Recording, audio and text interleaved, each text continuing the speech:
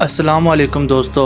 एक इंतहाई ख़तरनाक बीमारी पूरी दुनिया में फैल रही है। इस बीमारी के सामने आप कोरोना वायरस जैसी बीमारी को भी भूल जाएंगे, क्योंकि कोरोना वायरस अपनी अलामात ज़ाहिर करते करते कुछ वक्त लगाता था और ख़ुद ब खुद इंसानी जिस्म इसे ठीक करने लग पड़ता था। लेकिन ये अमीबा एक ऐसा सिंगल सेल वाला जानदार है जो इंसान को संभलने का मौका बिल्कुल भी नहीं देता और सिर्फ एक हफ्ते के अंदर अंदर ही इंसान को मौत के मुंह में धकेल देता है। इस अमीबा का नाम निग्लेरिया फ्लोरी है। कुछ अर्सा पहले हमारे पड़ोसी मुल्क भारत से इसके फैलने की खबरें आई थी और अब आहिस्ता आहिस्ता पाकिस्तान के इलाके सिंध और पंजाब में भी इस वायरस की तशखीस की गई है। ये बात जानकर आपके भी रोंगटे खड़े हो जाएंगे कि ये इंसान को तड़पा तड़पा कर मारता है। ये इंसानी दिमाग में घुस के आहिस्ता आहिस्ता अपनी तादाद बढ़ा लेता है और दिमाग को खाना शुरू कर देता है, जिसके बाद किसी भी इंसान की मौत पक्की होती है। अमीबा एक सेल वाला जानदार होता है जो कि ज्यादातर पानी, झील और तालाब वगैरह में पाया जाता है।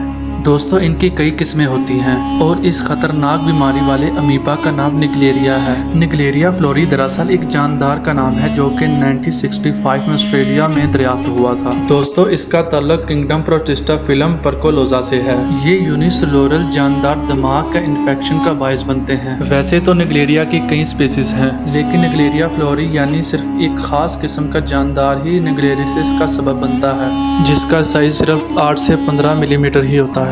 ये तकरीबन 45 डिग्री सेंटीग्रेड पानी के अंदर भी जिंदा रह सकता है, इसीलिए ये दुनिया के गर्म इलाकों में पाया जाता है।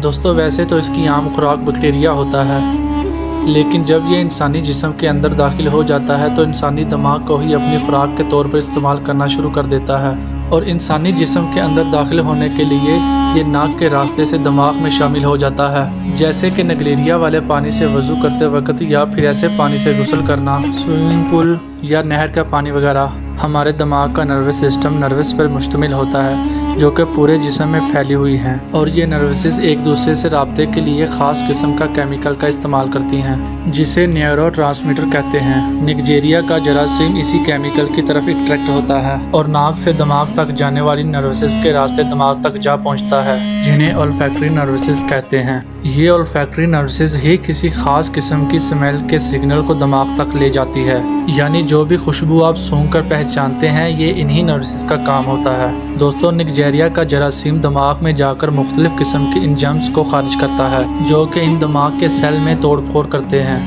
दोस्तों, इस तोड़ फोड़ के नतीजे में दिमाग के सेल मुर्दा होना शुरू हो जाते हैं। इसके बाद आपका इम्यून सिस्टम एक्टिव हो जाता है जो कि सर दर्द का सबब बनता है और साथ ही साथ ये जरासीम अपनी तादाद भी बढ़ाता रहता है और दिमाग की गहराई में जाकर नुकसान भी पहुंचाता है, जिसकी वजह से मरीज को खिज़ियान, वहम और पागलपन जैसी सूरत हाल का सामना करना पड़ता है। और इसके साथ साथ ये जरासीम दिमाग के टिश्यू को इतना नुकसान पहुंचाता है कि इंसान की मौत वाक़या हो जाती है। दोस्तों, इसकी अलामात जिस्म के दाखिले के तकरीबन 9 या औसतन 5 दिन के बाद शुरू हो जाती हैं, जिसके इब्तदाई अमल में सर का दर्द, बुखार, उल्टी आना और मतली होना शामिल है, जबकि इसकी अगली अलामात के अंदर गर्दन में दर्द होना या गर्दन का अकड़ जाना या अजीबो गरीब ख्याल आना और उलझन में पड़ जाना या दौड़े पड़ना शामिल है। अंदाजे के मुताबिक इस जरासीम से मुतासिर होने वाले लोगों की शरह अमवात 97% है, जो कि कोरोना से कई ज़्यादातर है। इससे भी ज़्यादा खतरनाक बात यह भी है, अब तक इस बीमारी का कोई भी इलाज दरियाफ्त नहीं हो सका। कुछ ऐसी दवाएं हैं जो टेस्ट लैब में तो काम करती हैं, लेकिन मरीज के जिस्म में जाकर बिल्कुल भी इफेक्टिव नहीं होती। ये बीमारी जुलाई से लेकर सितंबर तक ज़्यादा हो जाती है, जब लोग गर्मी से तंग आकर स्विमिंग पूल, नहर, तालाब वगैरह का रुख करते हैं। ऐसा पानी नाक में जाकर बहुत नुकसान करता है, मगर जितना हो सकता है दोस्तों, वज़ू या गुस्ल के लिए पानी साफ़ सुथरा इस्तेमाल करें। आम हालात में ये जरासीम एक इंसान से दूसरे इंसान के अंदर मुंतकिल नहीं होता, यानी ये छूत की बीमारी बिल्कुल भी नहीं है, लिहाजा इससे मज़ीद डरने की ज़रूरत बिल्कुल भी नहीं है। दोस्तों, अब आखिरकार ये सवाल है कि इस बीमारी से बचा कैसे जाए। इससे बचने का तरीका बहुत आसान है। पानी का इस्तेमाल करते वक्त एहतियात करें, पानी को उबाल कर इस्तेमाल करें। दोस्तों, जैसा कि हमने जाना कि ये जरासीम 45 डिग्री सेंटीग्रेड के पानी में जिंदा रह सकता है और जब हम पानी को उबालते हैं तो इसका टेम्परेचर 100 डिग्री तक जा पहुंचता है, जिसमें ये जरासीम मर जाते हैं। वैसे भी इस बीमारी का ताल्लुक गंदगी और बेएहतियाती से है और मुसलमानों को वैसे भी पाक साफ रहने का हुक्म दिया गया है, बल्कि सफाई को निस्फ़े ईमान कहा जाता है, यानी आधा ईमान आपका यही है कि आप अपने आप को पाक और साफ रखें। सुबहान अल्लाह, अल्हम्दुलिल्लाह, सुबहान अल्लाह, الحمدللہ۔ جہاں تک ایک کے بعد ایک کر کے آنے والی بیماریوں کی آفتوں کا سوال ہے، اس سے تو ہمارا ایمان اور بھی مضبوط ہونا چاہیے کہ اللہ کے رسول حضرت محمد مصطفیٰ صلی اللہ علیہ وآلہ وسلم نے فرمایا تھا کہ آخری زمانے میں ایسی بیماریاں اور وبائیں پھوٹیں گی جن کے بارے میں نہ تو تم نے اور نہ ہی تمہارے آباء و اجداد نے کبھی سنا ہوگا۔